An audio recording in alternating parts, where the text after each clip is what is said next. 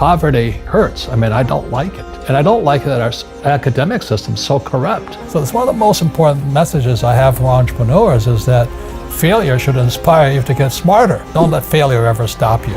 Use your brain, use your creativity. And unfortunately, our school system says if you fail, you're stupid. That is not true. So the lesson to young people is don't take a job for the money, take a job for what you're learning. In school, they compensate for risk by telling you to memorize the right answer. So in other words, these kids leave, young people like you, leave school thinking, oh, if I know the right answers, then there's no risk. And it drives old guys like me crazy. We learn from our mistakes. Mistakes are opportunities to get smarter, be humble, and take a look at something. Millennials are the most highly educated. They know all the answers, but they're afraid of doing anything. Robert Kiyosaki is a renowned author, investor, and entrepreneur who became famous for his best-selling book, Rich Dad, Poor Dad. In the book, Kiyosaki talks about his own experiences growing up with two dads. His real dad, a highly educated college professor. The other, his best friend's dad, a self-made millionaire and entrepreneur. Robert noticed that despite his father's hard work and dedication to his job, he struggled financially and was not able to provide the kind of life he wanted for his family. On the other hand, Rich Dad, who never finished college, was able to build a successful business and accumulate significant wealth. Success doesn't come easily, especially when the education system fails to teach the fundamentals of business and money. However, you have two choices. Use that as an excuse and remain uneducated, or rewire your brain, be open to new information, and learn how to be successful. The most important thing is change the neural pathways in your brain. And the brain is driven by your heart. And when I meet somebody with an employee's brain, they say, I want job security. I want a good pension. Does it have medical benefits? That's their brain. I can't help them. They got to rewire the brain, because the economy takes place between this year and this year. That's where the economy takes place, and in your heart and in your guts. I started playing Monopoly. I was 9 years old. Everybody's playing Monopoly, except I play it in real life.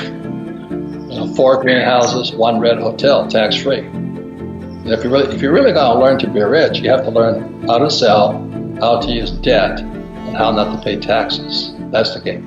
Kiyosaki realized that there's a gap between the rich and the poor, and that traditional education and employment do not necessarily lead to financial freedom. What does the school system teach about money? Nothing. Our current education system is outdated and fails to focus on topics that would prove much more beneficial to students. While finances and taxes may not be as entertaining as chemistry or biology, having such knowledge would better serve most students as they move into adulthood. Today in the world, America especially, is this gap between the rich and everybody else. And I know the game of the rich. My rich dad taught me, you know it because you're the banker. The game the bankers and the rich play is different than what they teach you in school. And that's the story of Rich Dad, Poor Dad. My poor dad, PhD, stands for poor, helpless, and desperate. They don't know anything about money. And they're teaching our kids. And my rich dad was an entrepreneur who never finished school. The pieces of the puzzle and my life started to come together. The question I ask all over the world, what does school teach you about money? And the answer is nothing. And that's not a mistake. That's not an accident. I knew that, most people know that. But the way to keep the poor and middle class working hard is never teach them what the rich know. So if you read Rich Dad, Poor Dad, which came out in 1997, it's what the rich teach their kids about money, the poor and middle class do not. Many of us who have not learned about money likely share one common belief. Debt is bad and dangerous and should be avoided. There are countless stories of people who have run up their credit cards to the point that they cannot pay them off. Many people accumulate student loan debt as they try to gain an education. These people then spend much of their life desperately fighting and trying to dig themselves out of debt. However, there is good debt and bad debt. It can be a powerful tool for those who understand how to use it. Debt is a 4-letter word for most people. There are many people in my position, so-called financial gurus, who say live totally debt-free. And there's other people who say cut up your credit cards. And that's good advice for certain types of people. So you should definitely cut up your credit cards if you don't know, you can't control your spending. Income, expense, asset, liability. So debt falls in here. Everybody says, I'm going to buy a house. And everybody says, my house is an asset. That's not true. Your house is a liability. I don't care if you have no debt on it or not. A house is a liability. Same as if you have a car. A car is a liability. The average person, they have a job. Money comes in here. They pay for their house, and the money goes to a bank through a mortgage. So it's not an asset because the cash is flowing out. So it's a liability. So the definition of liability, does it take money from your pocket? And for an asset, does it put money in your pocket? So when I have a rental property here, it puts money in my pocket. When I rent a property, I've done a good job buying it and structuring it. Every month it sends me money. And the other thing about debt, there's good debt and bad debt, which I classify student loan debt as bad debt.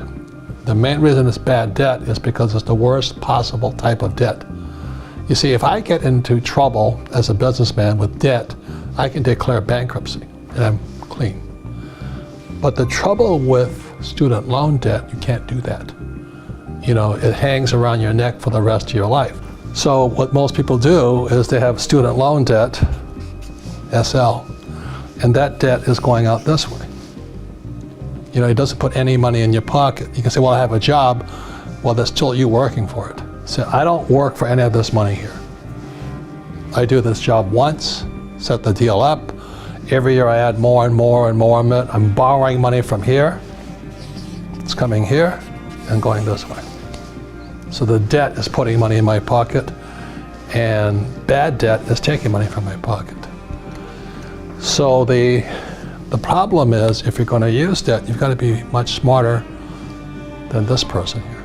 Because you buy a piece of real estate and you make a mistake, this turns into a liability. If I get the renter leaves the place, this goes here that fast, and the cash flows that way. So it's nothing to do whether it's a boat, student loan debt, a house, a car, or whatever. It has to do with these two words here.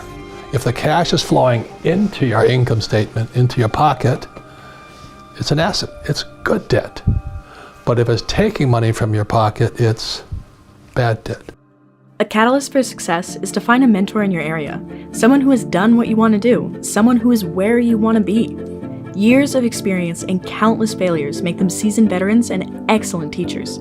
They won't do the work for you, but having someone to support and guide you will accelerate your progress towards achieving your goals. And she says, if you're going to be successful in your life, you've got to find the best teachers. And so with that, when my poor dad said, go seek out your rich dad, I was just following her advice. And today, that's why you and I know Jim Rickards and Nomi Prinz and all these people. They're the guys that actually came from the inside, just like you, from the inside the machine. And they know what's going on.